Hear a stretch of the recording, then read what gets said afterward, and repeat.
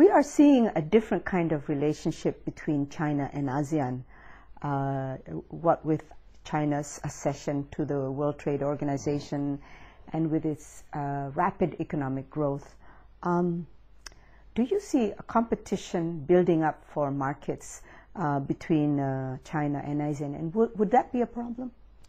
Well, people may have this kind of worry about the competitive relationship between China and the Southeast Asian countries. I think it's too early to, or say, premature to judge, to give a yes or no answer. And what we should pay attention is to say, for example, from Chinese perspective, is to the future development of China's economy, the focus of China's, say, economic growth. And recently I found that Chinese people are more and more, say, emphasizing the development of domestic market in China. Domestic market. Oh, domestic market. Internal needs in China. So if we look at the recent world financial crisis, that may have a possibility of affecting China.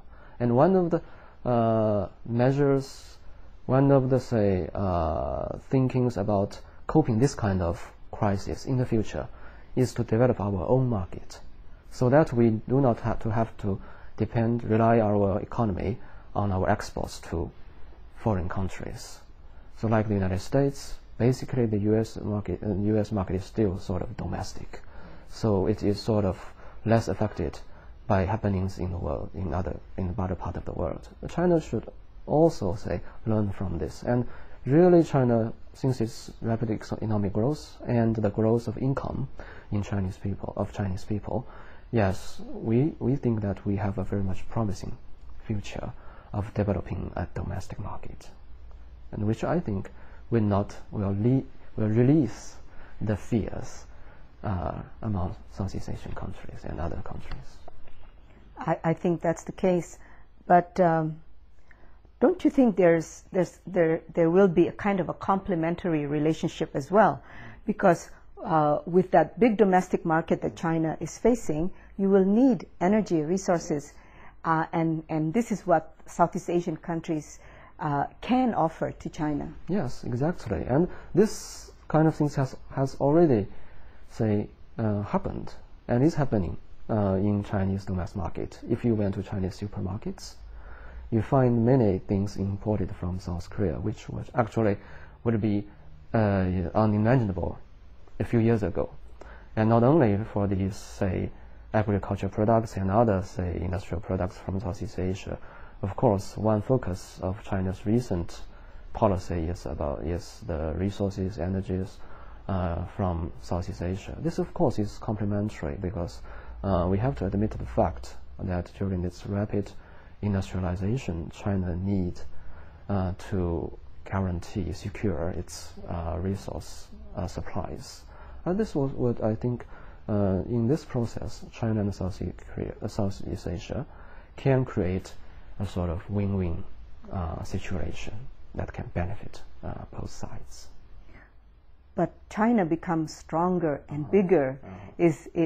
Many people see it as a threat.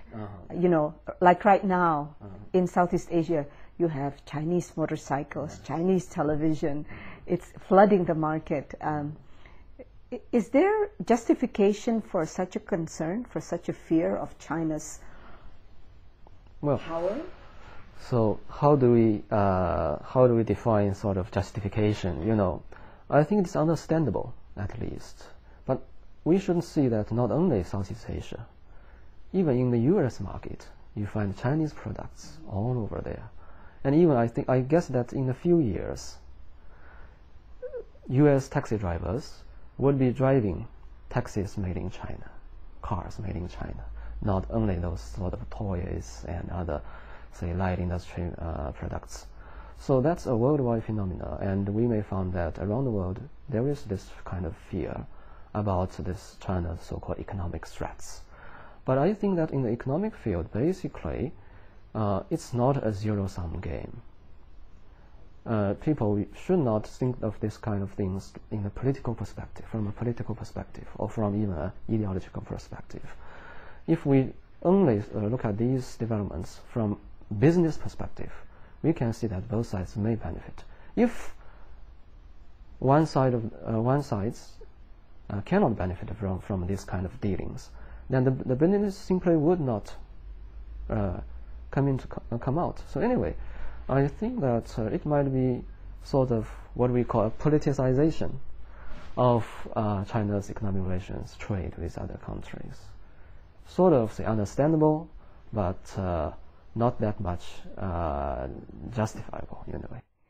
However, economic power leads to political power. And I think that the concern in Southeast Asia is the presence of a very strong China in the South China Seas, where a lot of the problems are located.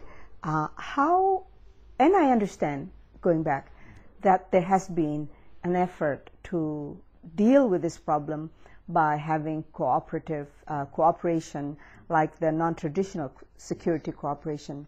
So will this help in alleviating tension in the area? Yes, exactly. And on the South China Sea issue, of course, you must know that some sort of a code has already been agreed. Code of conduct. Yeah, between China and Southeast Asian countries. That was very encouraging, actually. And we can see, if we look at China's, say, negotiations on such territorial issues, China has been very much active and pragmatic. China has solved most of its territorial disputes with such countries like Russia, India, with which actually China in the history has had military conflict with them. But recently, very encouraging developments. And I firmly believe that in China's relations with Southeast Asia, the priority is to maintain peace in this region. That's the first thing.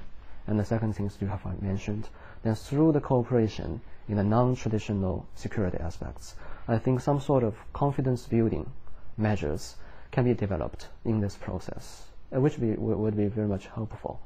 Because actually, when you have the goal of building peace, you have to have many people from different areas really doing the job. And through this non-traditional cooperation, the bureaucrats, diplomats, and even military people may know each other, may understand each other. And then there will be less, say, misconception, misunderstanding, or misjudgment. I think that would be helpful. A people-to-people approach rather than G2G? Yes. Of course, people-to-people approach is not the only measure, but at least it's complementary. It will facilitate the government-to-government interactions. What about China's foreign policy itself? Where is it heading? What are the priorities of its relations with other countries? Well, I think that China's, say, so-called foreign policy or foreign strategy has been very clear recently.